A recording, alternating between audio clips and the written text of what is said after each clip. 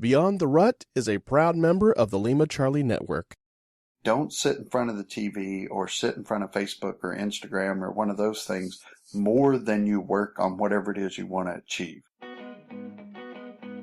You're listening to Beyond the Rut, a podcast about inspiring you to make your own path and live the life you've always dreamed of.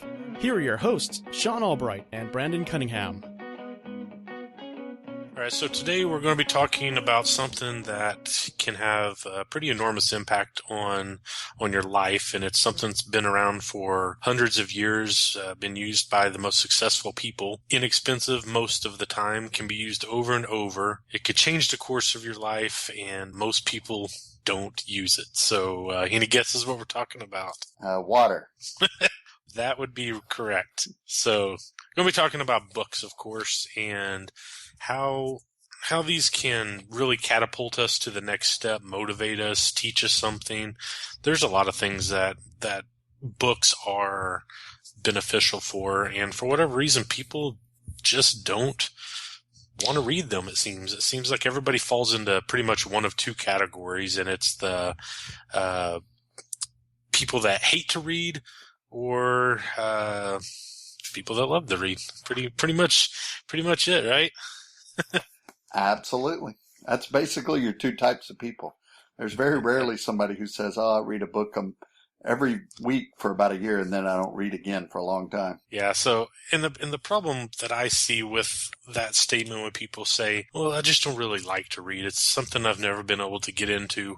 Whoever said you're supposed to enjoy the process? Yes, there are books that people read just for entertainment value, and that's called fiction, okay? Nothing wrong with fiction, but there are plenty of books out there that are not about just entertainment. So you don't have to enjoy the process. It's like exercise or saving money or pretty much anything in life that we don't like to do. You don't have to enjoy the process. You just have to do it because you want the benefits from it. Where you're going with this, though, is basically there's things to read for your actual benefit that are clear and, read a book on finance and manage your money better. And then there's fiction to read to just kind of relax and not really have to think too hard about it. But then there's also something I like to read are biographies and learn about people in history. And you kind of learn something, but you don't have to think too hard. So it can be an escape in a way.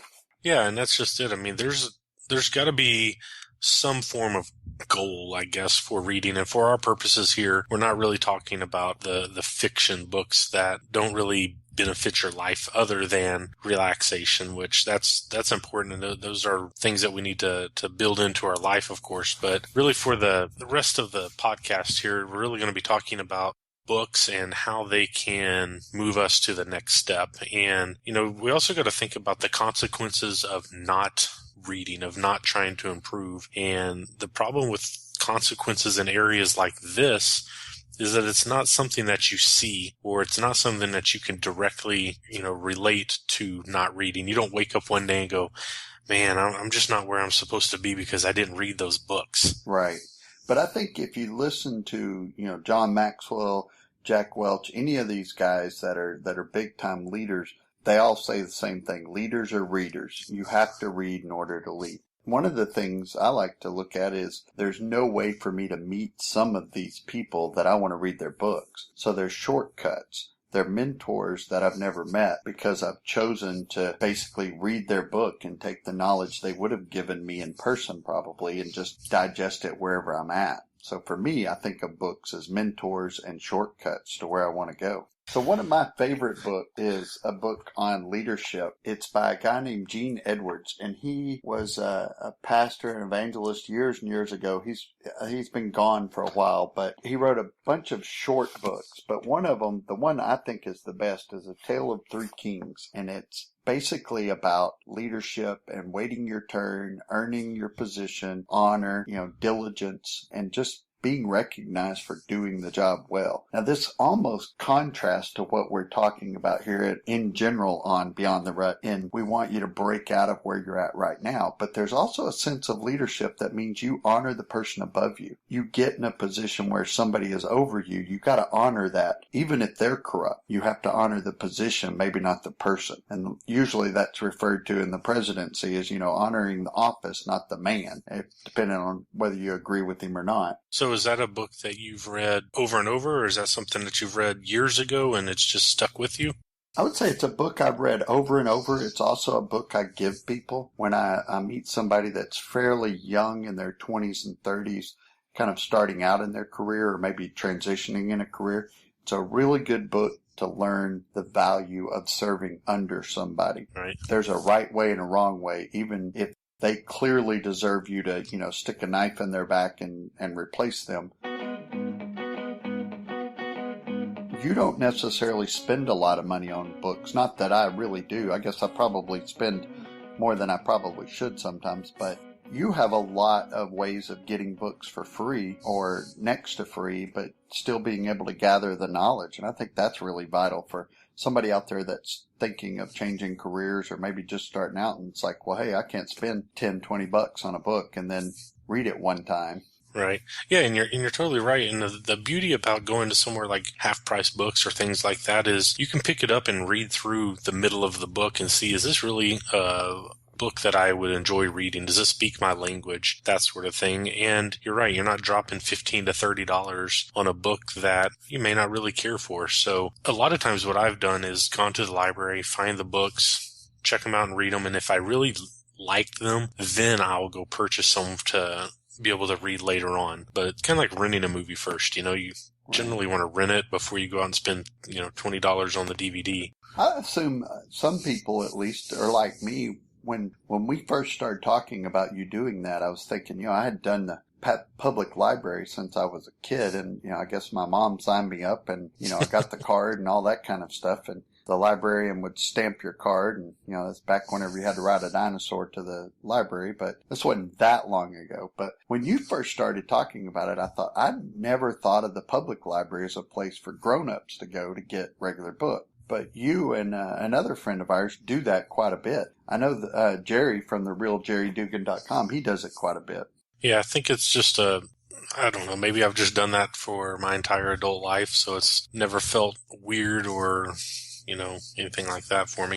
Audiobooks is another big one, and I think there's pros and cons to audiobooks. I like the idea of audiobooks, especially for like biographies like you're talking about. Something that I'm probably not going to take a lot of notes on. I'm probably not going to have to stop and really do a lot of deep thinking about. If it's just something for information or entertainment, I love the audiobook. But for things where you're going to have to do a little bit of homework or you're going to have to take some steps or do some work, I don't really care for audiobooks that much. But you're kind of an audiobook kind of guy, aren't you? I really am. I love, because I drive a lot, and I found at one point I was listening to too much talk radio, and then you just get mad about everything going on in the world. And I went to podcast and audiobooks, but I totally agree. If you're listening for information, to just kind of gather knowledge about, say, Theodore Roosevelt or Steve Jobs or something, then it's fine. But if you want to learn something and take steps, I think audiobook can be a disadvantage because you will just hear it, but you won't act on it. Right. You'll think, when I get home, I'll do this. I'll look it up or I'll type this up, and you won't do that. So exercising or driving and listening to those kind of books can really be counterintuitive because they don't benefit you long term.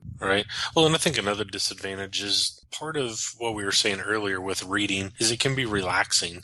Even if you're reading not just for entertainment purposes, but just the act of sitting down somewhere quiet and reading for a little bit is relaxing. And if you're doing that either through audio or even a digital type reader, there's still the tendency of you're staring at a light, a screen that's lit up. You've got all kinds of apps that can go off while you're doing that. Yeah. There's just a lot of distractions, and I don't know. I guess maybe I'm old fashioned, and I would still, if I'm going to sit down and read and relax, I want those things to go away. Well, I think that's when it's important for you to say, okay, I'm going to go read for relaxation or maybe personal benefit. So I'm going to shut my phone off and get a real book, because I agree. An email pops up or your phone gets a message or something like that, then you're kind of dead in the water, because the next thing you know, you're dealing with the email or the Facebook message or whatever it was, and you come out of the book. But if you get the book and just go sit somewhere and read it, then it's a lot more enjoyable. But I also know people that absolutely hate to read. They think, man, I would love to read,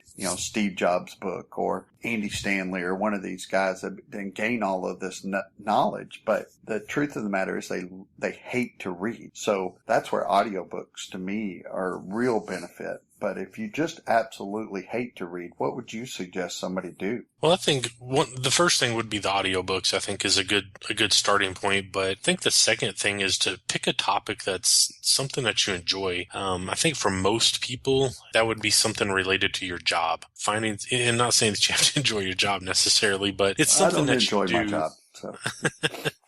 It's something that you're going to do anyway, and there is a little part of you that wants to do it better. So picking a book on something that you already have a little bit of knowledge on and that will help you tweak it. So you're not trying to go from never programming computers a day in your life to all of a sudden reading books on computer programming, because that's great. But as a starting point, probably not the best place to go. If you're an electrician, you probably should read a book about small business or wiring in a house or whatever it is electricians do. I don't know why for these examples I always pick these obscure type of careers or things that I know nothing about. I can't even give you a good example of what an electrician would read about. So I think that's a good example, actually. If you are passionate about electricity and being an electrician, or surfing, or renting paddle boats, whatever it is, read a book on business, because if you're good at whatever you want to do, you need to be able to make money off of it. Otherwise, it's just a hobby. So you want to read a book on how to manage people, or accounting and taxes, not necessarily understanding all of it, but the general knowledge of how to run a business. So even if you're renting surfboards, you can charge the right amount, get taxes, take care of your employees, and do it right, so you can actually make a living doing it. Yeah, there's nothing that you can't figure out how to do by going on the internet and finding some form of book or an article even, and that's an area we haven't even discussed yet. We're talking about physical books, and I guess the internet-based articles, blogs, things of that nature would fall under the e-reader. Man, there's not a subject out there or a problem out there that probably hasn't been written about 200 times in the last 10 years. Yeah. So, I mean, in fact, as bad as it is, I'm so mechanically challenged that I knew the battery was out on my wife's car, and I opened the hood and there's no battery under the hood anywhere. Drove me absolutely crazy. So I had to finally go to the internet and looked up, read some articles, and found out that it was under the floorboard behind the passenger seat. Yep. So very, very peculiar. But, so anyway, going back to tips for the new reader, I think the audiobooks and picking an easy topic, and I think also just some form of, I don't know if I'd call it accountability, but some form of challenge or something of that nature, where maybe you're going to set a 5 or 10 day challenge to where you don't watch TV until you've at least read for 5 minutes, or you're not going to go whatever it is that you do until you've at least read a chapter or a couple of pages, something just to get in the habit of doing this for a couple of weeks. I would say maybe a month even would be good, but maybe you need a 5 or 7 day challenge to really get you started. I think that's good. Don't try to read the whole book. As a pastor, I know so many people that start in January, they're going to read the whole Bible. It's like, well, you're not going to read the whole Bible in January. Yeah, I'm sure there's some monks out there that are doing it, but the other 99% of the world is not going to do it. So read a portion. If it's 5 minutes, great. 15, great. 30 minutes, great. It's like exercise or nutrition or anything else. Don't try to save the world in one day. Break it up. Take little baby steps. So are you saying that you think that 1% of the population is monks? I feel like they probably are, because, it would make sense. They sell a lot of those monk costumes every Halloween, so there must be a lot of them live someplace else. I don't know. You have the most strange trick-or-treaters, evidently. I've never seen a monk costume. I don't even know what that looks like. Okay, I may or may not have had a monk costume a couple of years ago. It was awesome. Apparently. You could wear flip-flops and, nothing underneath. It was the best costume. I think that's pretty much what you wear most of the time. Pretty Kilts, much. It's my robes. pajamas, It's pretty disgusting, pretty troubling. That's my hope, that someday I will become independently wealthy and can just wear a monk costume all day, every day. Everybody should be very thankful that this is a podcast and not a video podcast. I think that's a good transition, though, not the monk thing, but the podcast thing. It's like sometimes just listening to podcasts, and I know that Beyond the Rut is probably the greatest podcast that's ever been produced, but there's others out there, too, that you can learn from the Lee Cockrells and the Michael Hyatt and all these people that put this free information out that you can go on iTunes and get free podcast, or you can go on SoundCloud and a couple of the other ones and just get motivation for fitness, for money, for spiritually, whatever it is you're looking for. There's a ton of free resources out there. Well, and with that, what's really funny is when we're talking about the tips for the newbie, the person that doesn't read much, maybe you do need to start off with an audiobook or even a podcast. There's actually podcasts out there designed to get you excited about reading, about things of that nature. So go find those podcasts and listen to a couple of those to get you a little more pumped up. And in fact, that's what this episode is all about. This is a podcast to try to get you not just excited about reading. And it's not like we're talking to a bunch of fifth graders that, hey, you need to be excited about reading. We're talking about the person that wants to improve their life, that wants to go further than they've ever gone before. They want to try something new. So much of that starts with reading a freaking book. All right, so going back to the tips. Maybe we'll get through this list of, it's like 7 things. 5 minutes a day, I think, is a pretty easy thing to do for most people. And, maybe you're not a morning person and you just cannot get out of bed and read right away, but do it at lunch. Do it on the crapper. I mean, I read the entire Left Behind series, which is 8 or 9 books in those 5 minute, and they weren't all in the crapper, but those 5 minute increments. Actually, I was in nursing school whenever those books were big, and I would read a few minutes here, a few minutes there, and it took me a while, but I eventually got through it. The good news was you didn't eat very well, so you had a lot of time in there to go back and read all the books. There's always an opportunity to get on Facebook and Pinterest and YouTube and all the other Instagrams and Twitter and stuff like that. Rather than spend, say, 30 minutes on Twitter or Facebook or something, spend 15 of that reading something of some value, not just people's status updates or what they ate, but something of value, and then spend 15 minutes on Facebook or Twitter or whatever. You can certainly spend time goofing off, and not that we don't do that on a regular basis. The key is don't sit in front of the TV or sit in front of Facebook or Instagram or one of those things more than you work on whatever it is you want to achieve, because the most time you invest in something is what you're going to get out of it. And you can invest 8 hours a day in television and get absolutely nothing out of it. You might know what happened on whatever show the next day at work, but you're not working towards your dream. You're selling out, giving it up for somebody else's dream and supporting it. Well, and I think that's a good point for the person that says, I don't like TV. I don't like reading.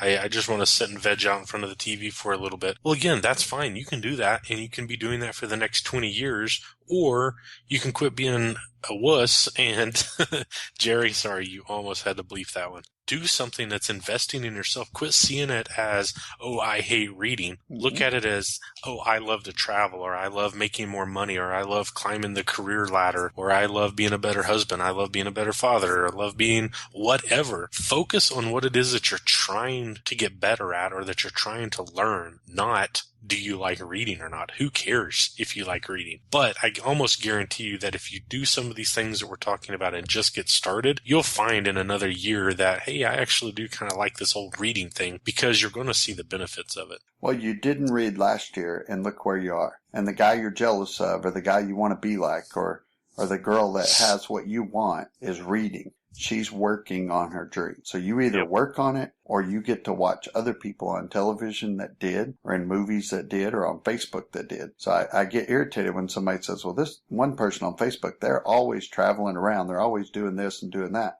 Quit watching her and actually do it yourself. Start working towards that.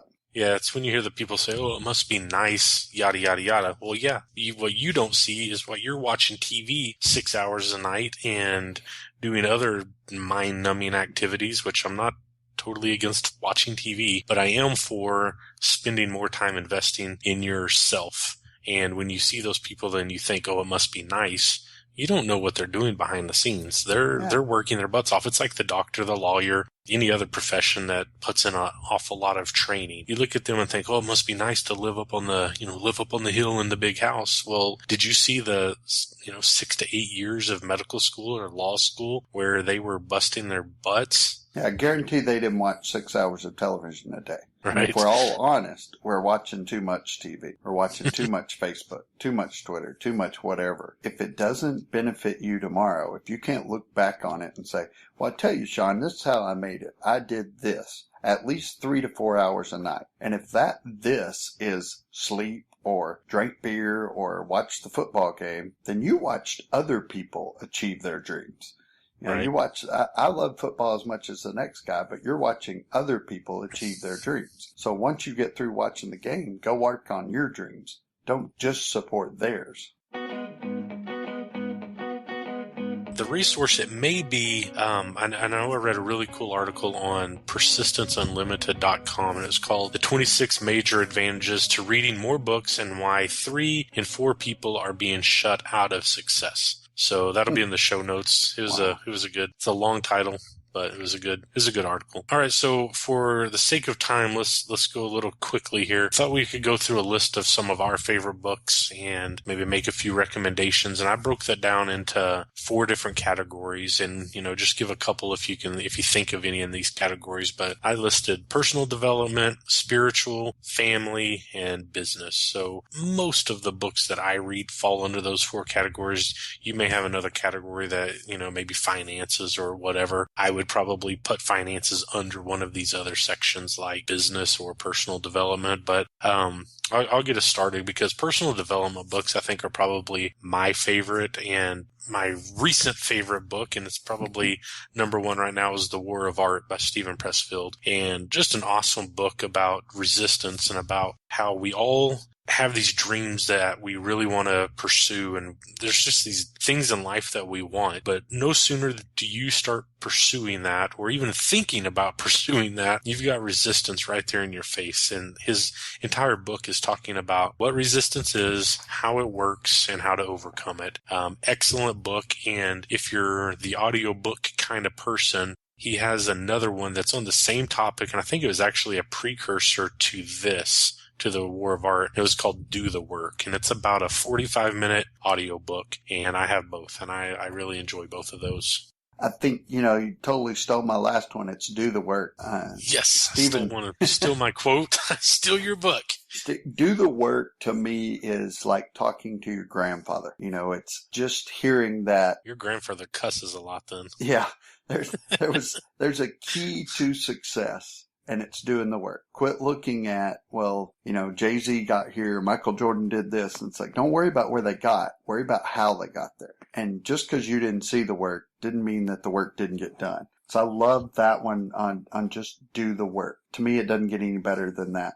And personal development, I think, also falls into it, is the paleo solution of learning how to eat and take care of yourself. We eat like crap in this country, and then we feel that way. And it's not a shocker, because I know there's somebody out there listening that's going, well, yeah, but you want me to do 2 or 3 hours of work. I come home, I'm dead. Every day I come home and I'm dead. I hate my job. It wears me out. Well, you've got to eat better, exercise better, and take better care of yourself, so you've got the energy to do 2 jobs. Because that's what we're talking about here. Devoting at least 3 to 4, 5 hours a day sometimes to your other career, what you want to do in life. And that's simply called doing the work. Yep. And that actually goes in really well, the book you're talking about with the paleo.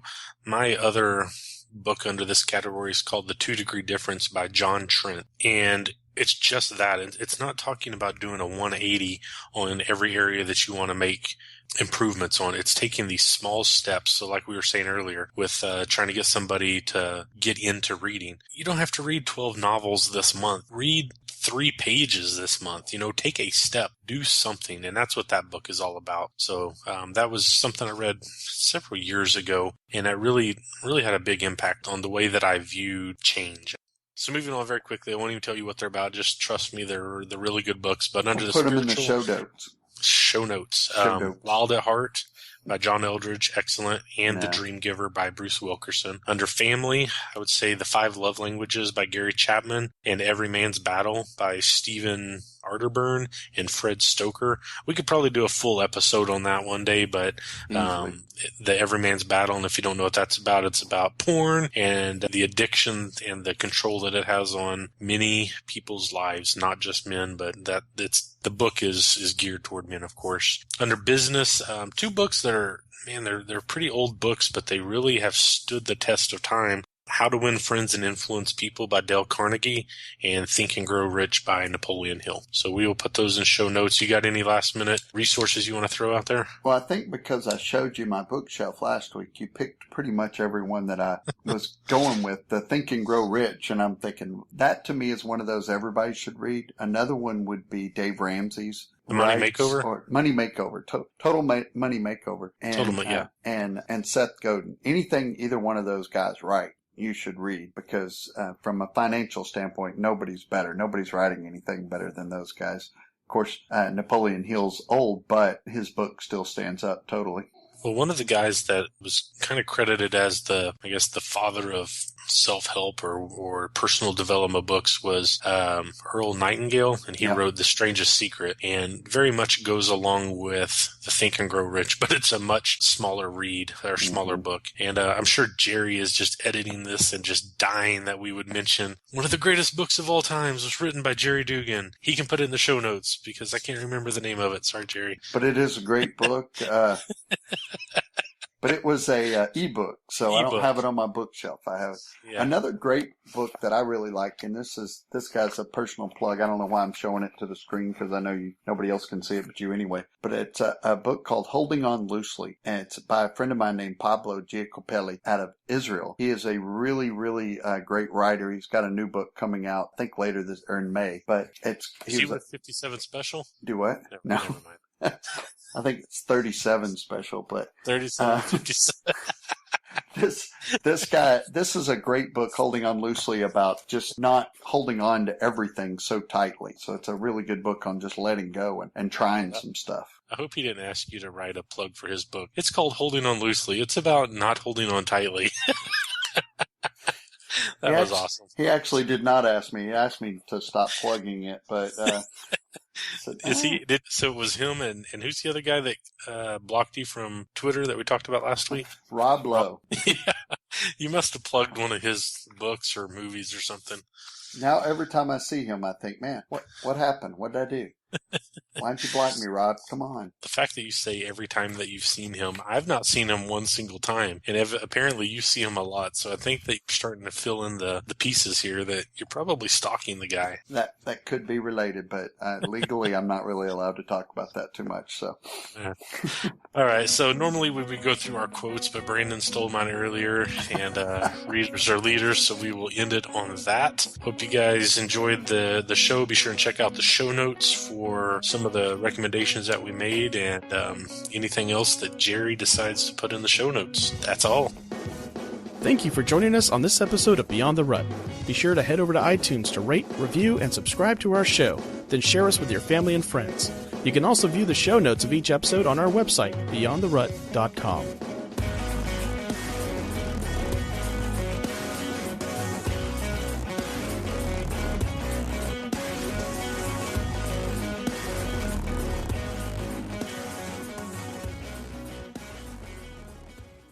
Because the most time you invest in something is what you're going to get out of it.